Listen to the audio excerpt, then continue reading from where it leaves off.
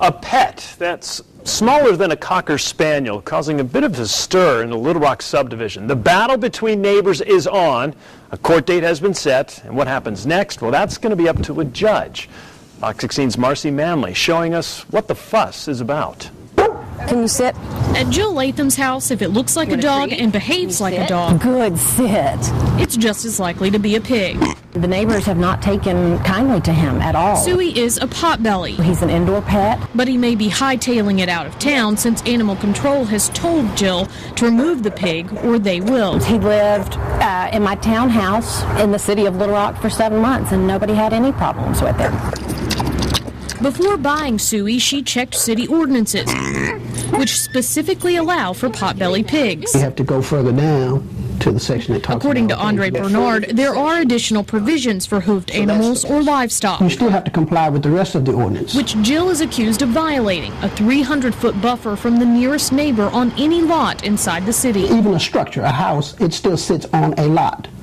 So it would still be in violation. It's a football field. There's not 300 feet from one end of my lot to the other end of his lot. Jill's neighbor, Don Rawls, not wanting to be on camera, tells us his issue isn't with the animal, They were smelling bad. They draw flies. but what it leaves behind, She didn't want to clean up the manure. which is why the city says the boundary is required. Jill tells us she follows the 48-hour rule to pick up after both her dogs and Suey to keep the yard clean. He's not an issue. He doesn't bark like a dog does. He doesn't cause any problems. So now, if Suey remains by Jill's side, is up to a city judge. Now, Jill is slated to appear in front of a judge next week who will have the final word on how the ordinance should be interpreted. If he finds against her, Jill plans to appeal.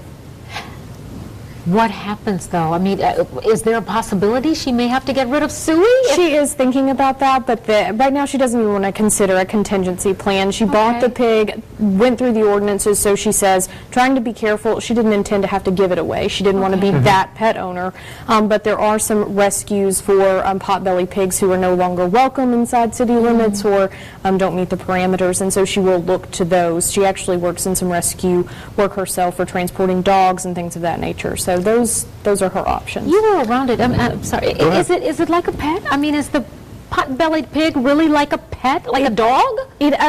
For every reasoning that you would have for a pet, it walks on a leash, it sits. I mean, it sat for me Does for it say sit Marshmallow. when you say sit? Yeah, it sits. I mean, it takes him a little bit more. He's a little stockier, so he has to kind of scooch and sit. It's a two-part process. But, yeah, I mean, for all intents and process. for all intents and purposes, yes. he acts like a dog. A dog. And with the name Suey, you can't go wrong. I don't think any judge is going to come on. Pig Thank you. Suey. Yes, there we They go. have taken him tailgating, and he has been quite popular. Well, there you go. See, done deal. I mean, there's tailgating and then there's the neighbors. Yes, absolutely.